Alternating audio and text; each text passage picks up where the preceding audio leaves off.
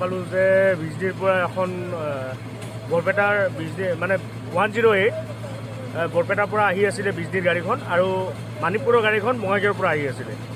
আচলতে 108ৰ ড্ৰাইভাৰসকলে সুৰামুক্ত অৱস্থাত গাড়ী চলাই তেওঁলোকে আচলতে আজি যদি 108ত